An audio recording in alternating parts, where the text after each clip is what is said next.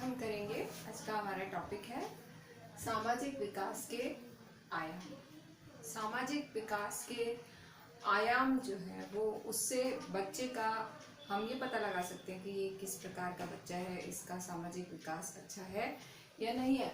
इसमें सबसे पहले है सामाजिक परिपक्वता, सोशल मैच्योरिटी। सोशल मैच्योरिटी होना बहुत ज़रूरी है। और जब बच्चा बड़ा होता है, किशोरावस्था में आता है, प्रौढ़ावस्था में आता है, तो उस समय उसमें सामाजिक परिपक्वता होना बहुत ज़रूरी है। नहीं तो हमें ऐसा लगने लगता है कि इस बच्चे के अंदर कब मैच्योरिटी आएगी या ये बच्चा अपने जो है उसके अनुरूप वो व्यवहार नहीं कर रहा है। तो इसलिए सामाजिक परिपक्वता होना बच्चे में बहुत ज़रूरी है। शुरू में जैसे अपन जब छोटे होते हैं तो कहीं गिर गए, चोट लग गई तो रोने लग जाते हैं ज़ोर ज़ोर से। हम अपने संवेगों को कंट्रोल नहीं कर पाते और हम रोने लग जाते हैं। तो ये जो अपरिपक्वता है, ये धीरे धीरे हम उस मैच्योरिटी की तरफ आते हैं। और जैसे ही कोई किशोरावस्था में कोई गिरता है या आगे और बड़ी उम्र में वयस्कावस्था में कोई गिरता है तो वो रोता नहीं है, वो अपना झाड़ा हंस के और अपने काम पे चल देता है। तो ये क्या है, ये एक तरह से संवेगों की परिपक्वता है। इसी तरह से अगर बच्चे का कोई मन का काम नहीं होता तो वो हाथ पैर पटकता है, ज़मीन पे लौट जाता है या कोई चीज़ पटक देता है, गिरा देता है, फेंक देता है, तो ये क्या है, अपरिपक्वता है। फिर जैसे जैसे बच्चा बड़ा होता है उसको ये लगता है कि नहीं, ये व्यवहार सही नहीं है और मुझे ऐसा नहीं करना चाहिए, या उसको औरों को देखकर बहुत कुछ सीखता है। अपने पूरा उसका जो सर्कल होता है उस हिसाब से वो बहुत कुछ सीखता है और उसी से उसके अंदर परिपक्वता आती है। और फिर आगे चल के अगर कोई उसके मनचाहा काम नहीं भी होता है तो वो इस तरह का व्यवहार नहीं करता। अगर उसको कोई बुरा भी लगता है तो वो शालीनता से अपनी बात कहता है। तो ये जो है ये मैच्योरिटी है। ये धीरे धीरे जैसे जैसे बच्चा बड़ा होता जाता है वैसे वैसे उसके अंदर ये मैच्योरिटी आती जाती है। तो ये मैच्योरिटी आना बहुत ज़रूरी है, क्योंकि ये मैच्योरिटी नहीं आएगी तो उसका सामाजिक जो दायरा है सीमित हो जाएगा और बच्चा सोशली एडजस्ट नहीं हो पाएगा। सोशली अगर वो एडजस्ट नहीं हो पाएगा तो उसके अंदर वो उसका एडजस्टमेंट सही नहीं हो पाएगा। तो इसलिए सामाजिक परिपक्वता होना बहुत ज़रूरी है। दूसरा है सामाजिक समायोजन। सामाजिक समायोजन, ये सारे पॉइंट्स जो है वो एक दूसरे से जुड़े हुए हैं। अगर सामाजिक परिपक्वता नहीं आएगी तो सामाजिक समायोजन करने में भी दिक्कत आएगी। समाज के क्या रीति रिवाज हैं, जो बच्चा जहाँ रह रहा है वहाँ पर क्या नियम कायदे हैं, वहाँ के क्या रीति रिवाज हैं, वहाँ के क्या मूल्य हैं, वहाँ के क्या वो हैं, वहाँ की अभिवृत्तियाँ क्या हैं, वहाँ का दर्शन क्या है, ये सब बच्चा जहाँ रहता है वहाँ पर रहकर प्रैक्टिकली वो ये सब चीज़ सीखता है। थेरेटिकली कुछ नहीं सीखता कि ऐसे कोई उसको पाठ नहीं पढ़ाया जाता, परंतु प्रैक्टिकली वो ये सब कुछ सीखता है कि हमारे समाज में क्या मान्य तरीके हैं, क्या अमान्य तरीके हैं। तो ये सारी चीज़ें जो है वो बच्चा वहाँ पर रहकर सीखता है। और जैसे जैसे वो उन चीज़ों को समझने लगता है वैसे वैसे उसका समायोजन होता जाता है। तो हमेशा ये कहा जाता है कि कॉम्प्रोमाइज़ मत करो, एडजस्ट करो। कॉम्प्रोमाइजिंग सिचुएशन नहीं होनी चाहिए। कॉम्प्रोमाइज़ मतलब कि हमने हथियार डाल दिए या हम जो है वो हमने उनके अनुरूप अपने आप को ढाला, नहीं, ऐसा नहीं करना। हमें समायोजन स्थापित करना है। और समायोजन में हम क्या करते हैं कि अपनी एक जगह बनाते हैं, अपना एक अस्तित्व बनाते हैं और वो अस्तित्व के अनुसार ही हम समायोजित होते हैं। मतलब वहाँ पर समायोजन का अर्थ होता है कि हमें वहाँ अच्छा लग रहा है, हमें वहाँ पर अच्छा लग रहा है। और जो बहिर्मुखी व्यक्तित्व के लोग होते हैं वो ज़्यादा आसानी से समायोजित हो जाते हैं।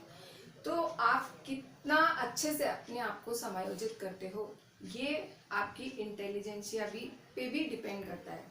आप अगर इंटेलिजेंट होंगे तो वहाँ के एनवायरनमेंट के प्रति बहुत सेंसिटिव होंगे, और जब आप संवेदनशील होंगे तो वहाँ की चीज़ों को आप अच्छे से जानेंगे, आप अवेयरनेस आएगी आपको, वहाँ अपने वातावरण को जानने में आपको वहाँ के लिए आप कॉन्शियस होंगे। और जब अगर आप वहाँ के लिए कॉन्शियस होंगे तो आप वहाँ पर अपने हिसाब से अपना एक अस्तित्व बनाएंगे, और अस्तित्व बनाते हुए वो उस स्थिति में समायोजित होंगे। तो ये जो सामाजिक समायोजन है, ये सामाजिक समायोजन तभी आता है जब हमारे अंदर परिपक्वता आती है, जब हम उस चीज़ को समझने लगते हैं कि यहाँ ये इसके नियम कायदे हैं, यहाँ का ये एनवायरनमेंट है, यहाँ पर ये चीज़ अच्छी मानी जाती है, ये चीज़ बुरी मानी जाती है। उसको हम अपने हिसाब से एनालाइज भी कर सकते हैं। अगर हमें कोई चीज़ वहाँ की सही नहीं लगती तो हम शालीनता से अपने शब्दों में ज़रूर अपनी बात को कहें। तो हमें अपनी बात कहनी भी आनी चाहिए। ये नहीं है कि हमने जो हमें जैसा बता दिया वैसे हमने अपना लिया। अगर हमें उसमें कोई मॉडिफिकेशन करना होता है या कोई चेंज लाना होता है तो हमें अपनी बात कहनी पड़ेगी। तो वहाँ पर ऐसा भी हो सकता है कि वो लोग समझें आपकी बात को और वो वहाँ पर वो परिवर्तन लाए। तो इसलिए सामाजिक समायोजन का मतलब है कि आप वहाँ पर अपना एक अस्तित्व बनाते हैं, और वो अस्तित्व के अनुसार वहाँ के नियम और कायदे अपने हिसाब से आप परिवर्तित करके या रूपांतरित करके आप उसमें समायोजित होते हैं। तो ये समायोजन है। फिर है सामाजिक अनुरूपता। सामाजिक अनुरूपता क्या है कि जब हम सामाजिक समायोजन कर लेते हैं तो हमारे अंदर उस समाज की अनुरूपता आने लगती है। अनुरूपता का मतलब है कि हम वो चीज़ अपनाने लगते हैं, वो चीज़ अपने अंदर समावेश करने लगते हैं, अब हम उसके साथ साथ हम ढलने लग जाते हैं, या हमारे अंदर एक स्थायित्व की भावना आ जाती है, स्टेबिलिटी आ जाती है कि हम वहाँ पर सेटिस्फाइड हो जाते हैं, संतुष्ट हो जाते हैं, और वहाँ के जो भी नियम कायदे हैं उनको हम अच्छे से अपनाने लगते हैं, हम उन्हीं के अनुरूप कार्य करने लगते हैं। तो उसको हम कहेंगे कि सामाजिक अनुरूपता। तो सामाजिक अनुरूपता क्या है कि जहाँ पर हम रह रहे हैं हमने उन वहाँ के नियम कायदे रीति रिवाज, वहाँ के मूल्य हमने सब कुछ अपना लिए हैं, और हम अपना लिए हैं, और जो हमें ऐसा लग रहा था कि इसमें तो परिवर्तन चाहिए तो हमने उसको परिवर्तित भी कर लिया है, उसको रूपांतरित भी कर लिया है, और अपने अनुरूप उसको बनाकर हम उसमें समायोजित हो गए हैं, और वो हमारे अनुरूप हो गया है। तो वो ये क्या है? सामाजिक अनुरूपता। फिर है सामाजिक अंतःक्रिया। सामाजिक अंतःक्रिया बच्चा जब बचपन से ही अंतःक्रिया करता है तब सामाजिक अंतःक्रिया करता है, तो ये 2 प्रकार की अंतःक्रिया होती है उसकी। 2 प्रकार के मतलब या तो संगठनात्मक अप्रोच होती है उसकी, या विघटनात्मक अप्रोच होती है। जैसे छोटा बच्चा है, जिज्ञासावश खिलौना तोड़ देता है, खिलौना तोड़ के अंदर खोल के देखता है इसमें क्या है, ठीक है। और कई बार ऐसा होता है कि कुछ बच्चे ऐसे होते हैं जो बहुत सारी चीज़ें इकट्ठी कर लाते हैं, इकट्ठी करके कोई नई चीज़ का सृजन करते हैं, ये उनकी सृजनात्मकता है। सृजनात्मकता का एक किसके अंतर्गत आती है? संगठनात्मकता के अंतर्गत। तो वो बच्चा जो कि बहुत सारी चीज़ें जोड़कर कोई नई चीज़ का सृजन करता है, या उसके अनुभव के अनुसार वो नई नई चीज़ों का सृजन करता है, नई नई आविष्कार करता है, या जो उसको ऐसा लगता है कि यहाँ पर इस वातावरण में मैं रह रहा हूँ, यहाँ पर ये ज़रूरत है, ये आवश्यकता है, तो वो आवश्यकता अनुरूप कुछ छोटी छोटी चीज़ों का आविष्कार करता है। तो ऐसा बच्चा जो है वो संगठनात्मक उसके अंदर ये प्रवृत्ति देखी जाती है, और इसकी जो उस बच्चे की जो अंतःक्रिया होती है वो संगठनात्मक अंतःक्रिया होती है। ये उसकी एक्टिविटीज से भी हम समझ सकते हैं, उसकी भाषा से भी समझ सकते हैं कि अगर उसकी भाषा शालीन है, अगर वो अपनी भाषा, उसकी जो भाषा है उसका उसमें जो शब्द हैं वो बहुत अच्छे सिलेक्ट किए हुए हैं, और वो बहुत पावरफुल तरीके से बोलता है, अपना कोई प्रभाव छोड़ता है, तो ये भी एक उसके अंदर संगठनात्मक अंतःक्रिया का रूप है। तो ये जो संगठनात्मक अंतःक्रिया है, ये बच्चे में शुरू से जब से बच्चा पैदा होता है, धीरे धीरे जो उसके अभिभावक हैं, उसका जो पूरा एनवायरनमेंट है, उससे जो मिलने जुलने वाले लोग हैं, उनका सबका ये एक कंबाइंड जो है वो एफर्ट होता है, जिससे बच्चा ये चीज़ें सीखता है। और इसके लिए उस बच्चे को मार्गदर्शन बहुत ज़रूरी होता है। विघटनात्मक जो अंतःक्रिया है, विघटनात्मक अंतःक्रिया जो होती है, वो उसके अंतर्गत बच्चा जो है वो विध्वंसकारी हो जाता है। उसकी भाषा जो है वो भी इसी तरह की होती है कि दूसरों को चुभे, दूसरों को आहत करे, इस तरह की उसकी भाषा होती है।